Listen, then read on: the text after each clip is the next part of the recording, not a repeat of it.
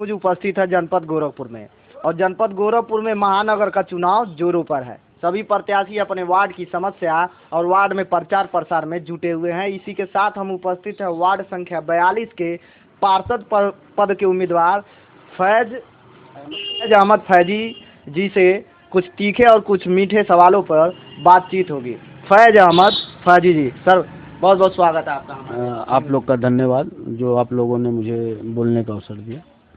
Sir, देखा गया है कि वार्ड में पूर्णतः विकास जिस तरह से होना चाहिए महाराणा प्रताप नगर में, उस तरह का विकास देखने को जनता कह रही कि उस तरह का विकास नहीं हुआ है। आपका वार्ड संख्या में विकास का क्या नज़रिया है, किस नज़र से आप विकास को देखते हैं? देखिए, जिस हिसाब से विकास होना चाहिए उस हिसाब से विकास हो नहीं पाया।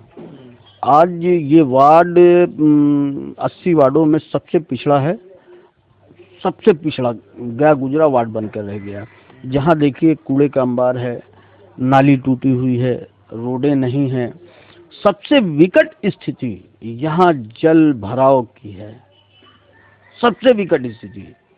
यहाँ पे ट्यूबवेल नहीं है, मिनी ट्यूबवेल जो नहीं है, प्राइमरी पाठशालाएं नहीं हैं, सामुदायिक स्वास्थ्य केंद्र की जो मोहल्ला क्लिनिक होनी चाहिए वो नहीं है, और शौचालय नहीं है। इतने बड़े वार्ड में क्या वजह है? एक भी आप पानी की टंकी नहीं पाएंगे। लोगों की समस्याएं प्रतिदिन, क्योंकि आबादी के हिसाब से समस्याएं बढ़ती चली जाती हैं। जिस तरह से नगर निगम धन को बढ़ाता रहता है, उसी तरह आबादी बढ़ती है, उस धन का व्यय आबादी के हिसाब से होना चाहिए, मगर समस्याएं वहीं के वहीं हैं। क्या वजह है? या तो जो लोग चुनकर जाते हैं वो उस पे अपनी बातों को सही से अधिकारियों नगर आयुक्त के सामने, या क्या नाम है, जो निधि आती है उससे वो रख नहीं पाते हैं। आपके अनुसार जिस तरह का विकास होना चाहिए नहीं, कतई हुआ ही नहीं है। समस्याएं धरातल, आप कैमरा लगाइए, सारी समस्याएं आपको नजर आ जाएंगी। लेकिन एक सवाल उठता है इसमें कि इतना सारा आप समस्या जो बताए हैं, फैज अहमद फैजी जी चुनाव नज़दीक आ गया है तो सब समस्या बता रहे हैं। इसके पहले कभी आवाज़ उठाए थे फैज अहमद? आप इलेक्ट्रॉनिक प्रिंट मीडिया ने कई बार मुझे जल जमाव की स्थिति में 3-3 फीट घुस कर देखा है। पानी की समस्याएं मैंने उठाई है। यहाँ लोगों की डिलीवरी केसेस में मैंने उनके साथ जाकर रात रात में ऑपरेशन करवाया है। जो भी समस्या है उसका हम लोगों ने हमेशा आवाज़ उठाई है। पीस पार्टी हमेशा समस्याओं के लिए तत्पर है और आवाज़ उठाती रहती है। कितना समर्थन मिल रहा है? लोग याद कर रहे हैं उन कामों को जो आपने पिछले समय में उन लोगों के साथ समाज सेवा के रूप में किया है, अभी याद करके आपका समर्थन दे रहे हैं लोग? बेशक समर्थन देंगे और समर्थन दे रहे हैं। जो लोग मुझे जानते हैं, मेरी कार्यशैली को जानते हैं, व्यक्तिगत रूप से जानते हैं, वो मुझे समर्थन दे रहे हैं।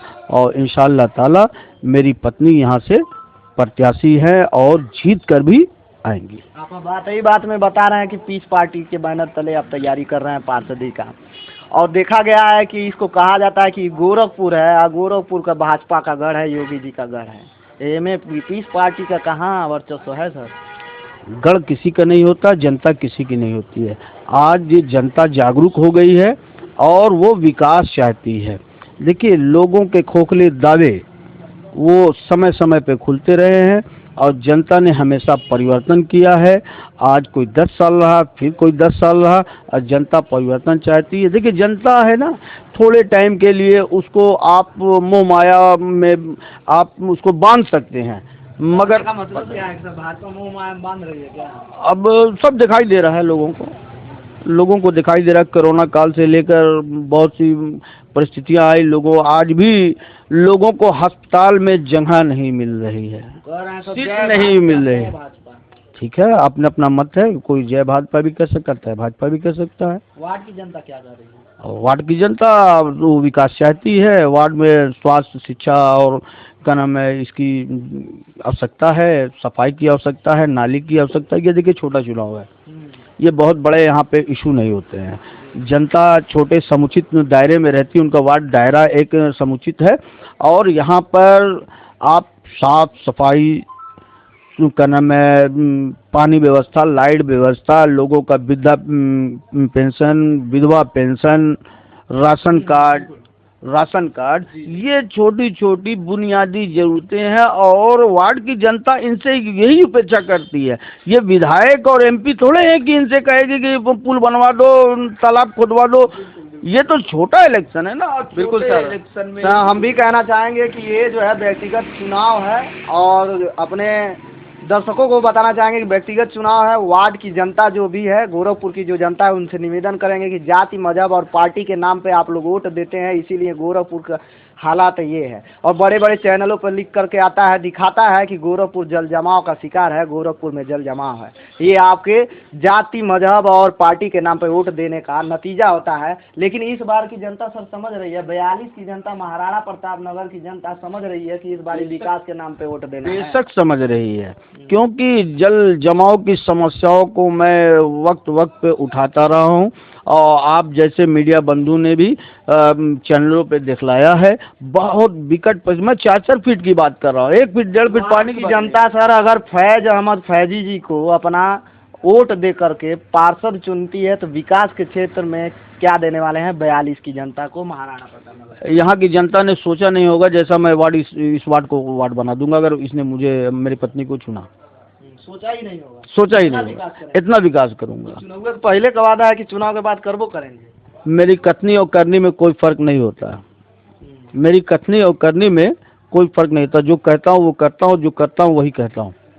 जनता कहती है सर कि नेताजी लोग जो है, ये चुनाव आया है तो सब लोग घर घर मिल जाते हैं, हाथ जोड़ते हैं, और चुनाव जीतने के बाद मोबाइल फोन नहीं लगता। आपका लगेगा ना? ये भारत है, यहाँ 100 में 99 बेईमान, फिर भी मेरा देश महान। तो 100 में 99 को कहा है, एक हमेशा ईमानदार होता है और एक मैं अपने आप को वो नहीं कर रहा कि मैं ईमानदार हूँ, और मैं ये जानता हूँ एक ही चिंगारी पूरे जंगल को आग लगा देती है। अंत में हमारे चैनल के माध्यम से वार्ड की जनता से क्या निवेदन करेंगे, क्या अपील करेंगे चुनाव को लेकर के? मैं चुनाव को लेकर वार्ड की जनता को यही अपील करना चाहता हूँ कि जात, धर्म, मजहब, पंथ से और बिरादरीवाद से ऊपर उठकर विकास और विकास, जो शख्स आपके साथ सुख दुख में खड़ा हो, जो आपके काम आ सके और जो आपकी समस्याओं को ऊपर तक वजन के साथ पहुंचा सके और सांसद निधि, विधायक निधि, पार्षद निधि से फंड लाकर आपके मोहल्ले का विकास करा सके, उसी को चुने। सर अब ख़त्म कर रहे हैं क्योंकि इंटरव्यू को, लेकिन एक सवाल आ रहा है हमारे मन में। बहुत प्रत्याशी हैं, वो कह रहे हैं कि चुनाव नज़दीक आने दीजिए, पैसा बांटेंगे, चुनाव जीत जाएंगे। फैज अहमद फैजी जी कितना बांटेंगे?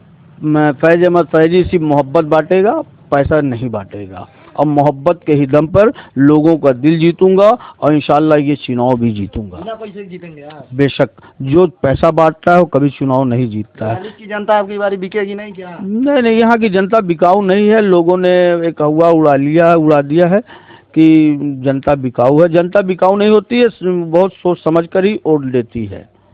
हम भी अपने दर्शकों को आश्वस्त कर देना चाहेंगे कि नेताजी ने जो भी चुनाव के पहले वादे किए हैं, जो भी समस्याओं को गिनाया कि इस पे काम करेंगे, अगर ये पार्षद चुने जाते हैं और उन मुद्दों पे काम नहीं करते हैं तो फास्टर प्लस न्यूज़ पुनः दोबारा आकर के नेताजी से सवाल करेगा। नेताजी तैयार रहिएगा। मैं बेशक हमेशा तैयार रहा हूँ और तैयार रहूँगा। एकदम जिस तरह लोग मरने की तैयारी करते हैं पाप और पुण्य की, उसी तरह मैं जवाब देने की भी, जीतने के बाद जवाब देने की भी तैयारी करूंगा कि मैंने विकास कितना किया है, मेरी करनी और कथनी में कितना फर्क है। आप लोग भी नेताजी के लिए कमेंट करके ज़रूर बताएं कि नेताजी पिछले वर्षों से कुछ काम किए हैं कि नहीं किए हैं, आपके हक और अधिकार की लड़ाई कभी लड़े हैं कि नहीं लड़े हैं, अधिकारी से बात कर पाएंगे कि नहीं, नगर पालिका से आपके वार्ड में काम ला सकते हैं कि नहीं ला पाएंगे पार्षद बनने के बाद। कमेंट करके ज़रूर बताइएगा, क्योंकि हमसे ज़्यादा आप लोग जानते हैं, क्योंकि आप लोग वार्ड की जनता हैं।